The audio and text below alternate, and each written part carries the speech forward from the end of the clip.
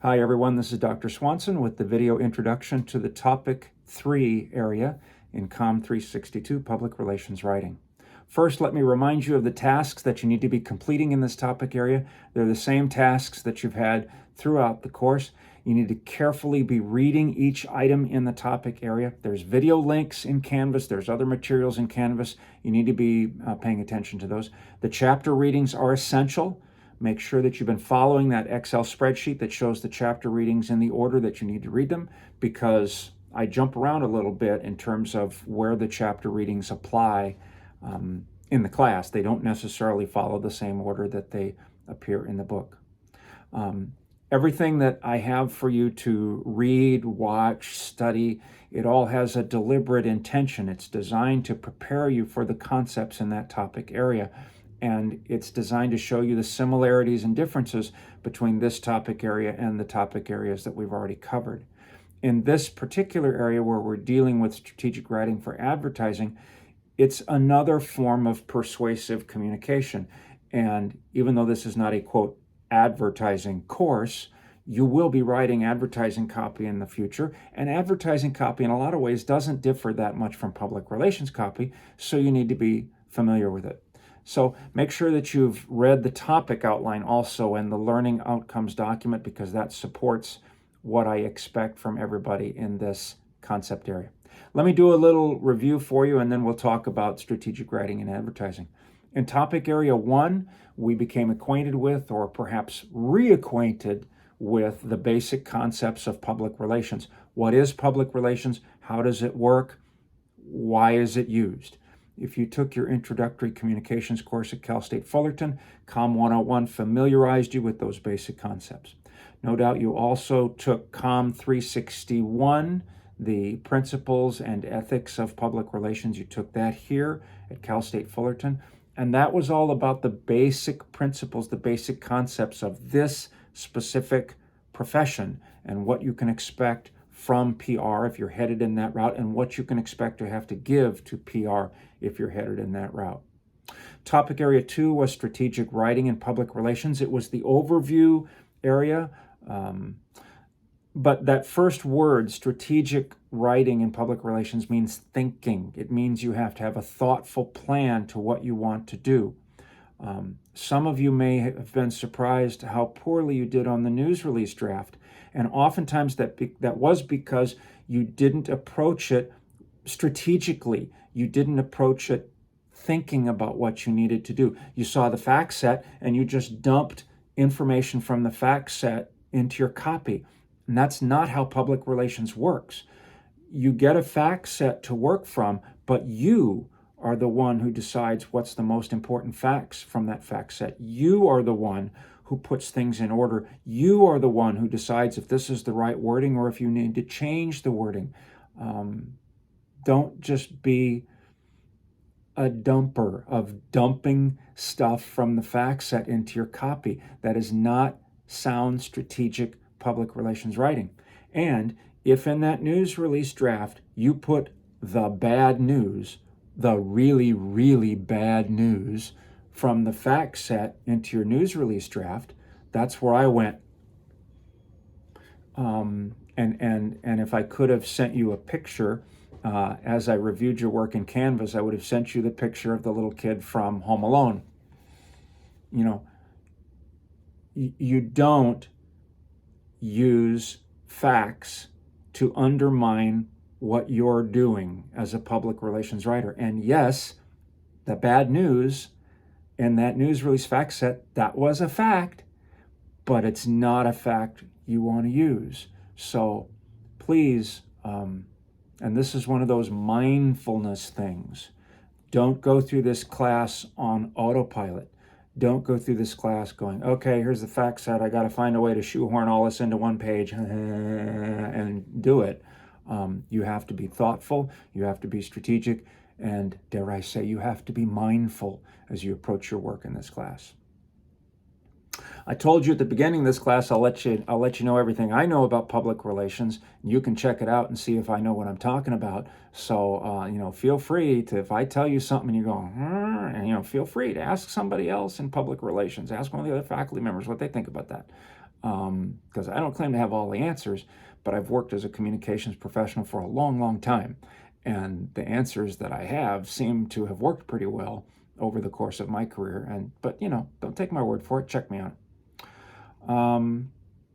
I will let you know that the more time you invest in this course, the more time you invest in thoughtfully thinking about public relations, working through the materials in this course, and observing public relations communication in the internet and in the real world, the more time you invest in that, the stronger of a writer you're going to be, because public relations writing is to a great extent seeing what other people do and going, I think that looks pretty good. I think I'll do it that way. Or seeing what other people do and going, I don't like that. I think I'll do it differently, and here's how I'll do it. So it's that balance of the art and the craft that I talked about in my first video. It's that balance of art or creativity and craft or structure. How do we make the creativity of our words fit the structure that we're working with? Of course, now, as I also said in the earlier video, I don't expect you to become perfect at this in this class. This class is where you start becoming a good writer. This is not where you end the process. I've been writing professionally for more than 40 years, and I'm still learning new things all the time. I'm still writing better than I did before because of what I'm observing and witnessing in the environment. And even now, I can go back to stuff I wrote 20, 25 years ago and take a look at it and go, this was crap. Why did I think this was good? Well, at the time, I thought it was, and maybe it was at the time, but I'm growing and developing as a professional, and you need to be doing that too over the course of your career, not just over the course in this class.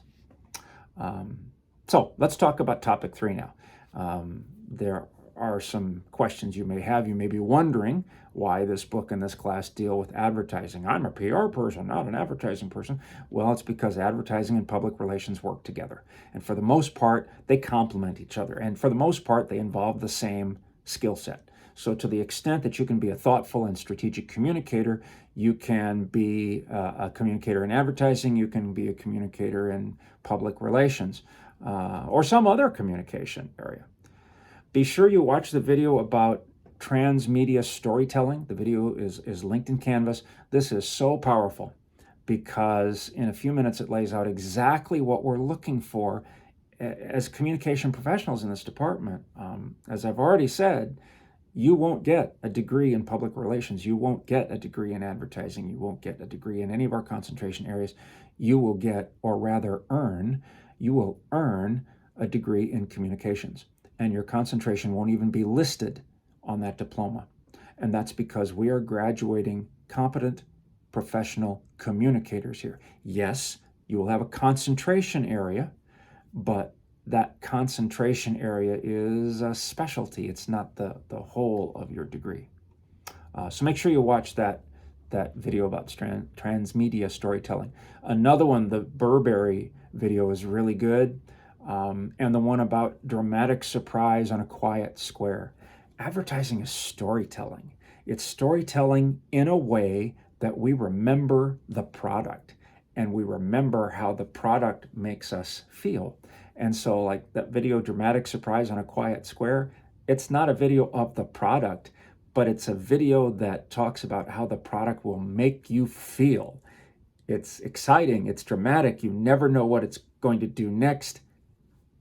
That's what that video is all about. The advertising profession is centered on something I've already talked about in this class. It's a balance between art and craft. Art is the creativity, again, and craft is the structure.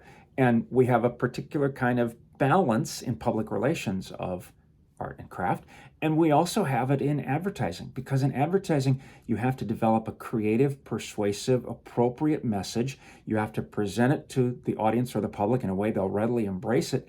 And the ultimate end of advertising is to give people feelings about the product that they want to bring it into their life because they feel this product will help complete them or fulfill them. That's an important thing about advertising. And that too is why I've included the video about Tom Burrell. Tom Burrell is an amazing communicator. The man is a genius.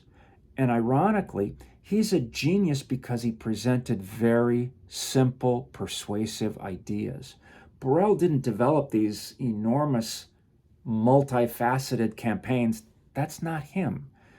He's a simple, mindful thinker, and he created simple campaigns and simple slogans. And he showed advertisers, these companies that were doing the advertising, like McDonald's, he showed them how to bring people of color into the communication, because for so many, many, many years, consumers who were people of color were just not a part of American advertising. That was a big consumer group that was just left out. And Tom Burrell brought them in, and he showed companies how to include those people in messages.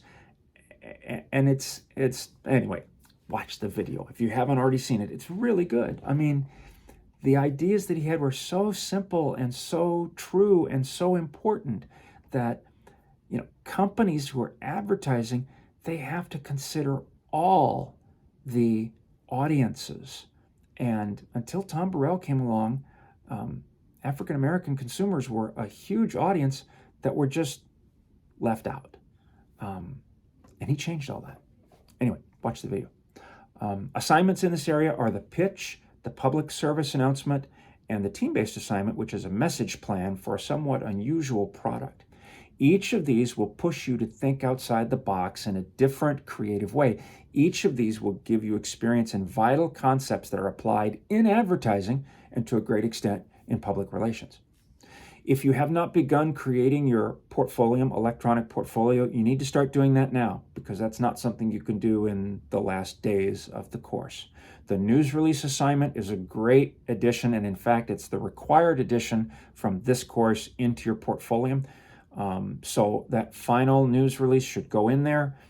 Put it in there.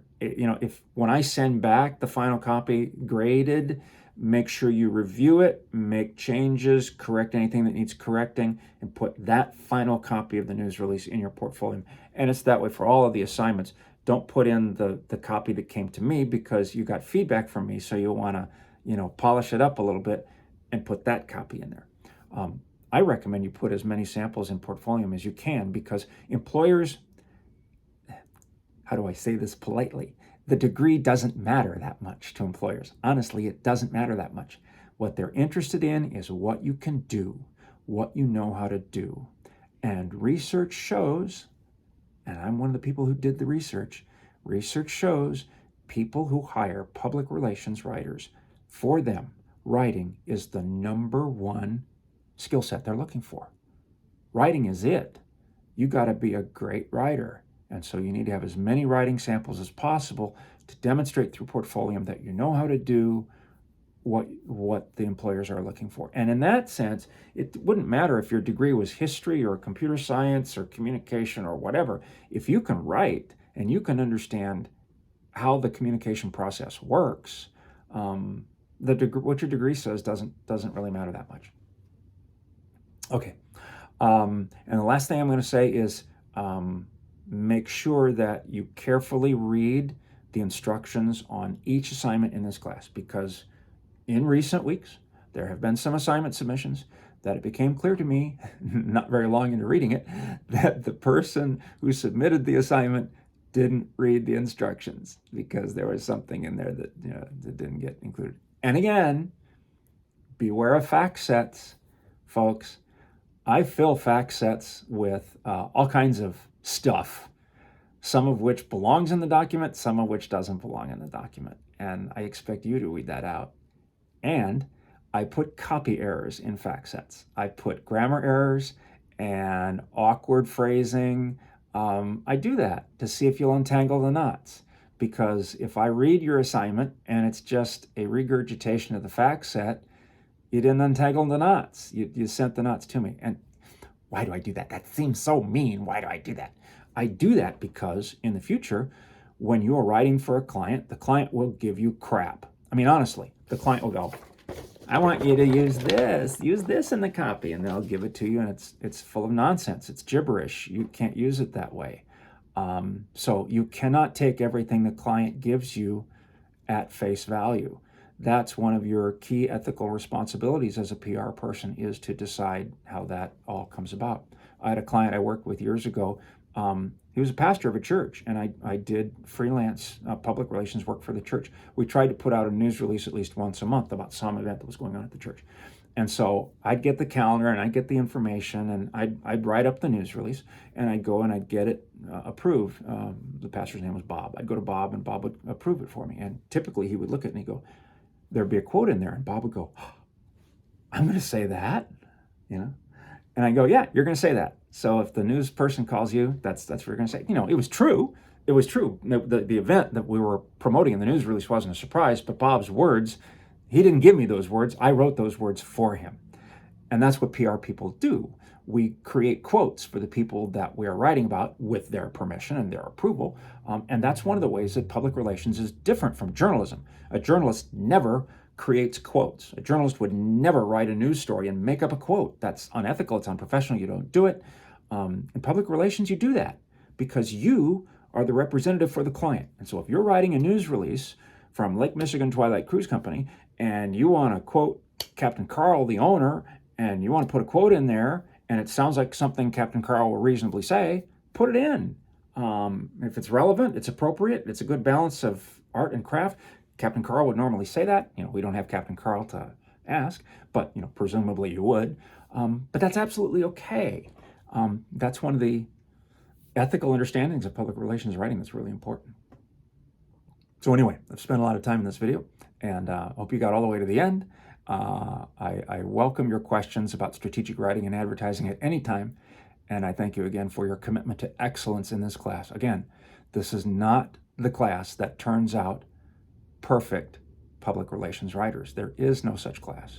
This is the class that takes you coming in with very little knowledge of how to write effectively in PR, and by the end of the class, you're going to have a lot more knowledge and a lot more expertise and samples for your portfolio, and most importantly, you're going to be set on the path to lifelong development of your writing skills throughout your career.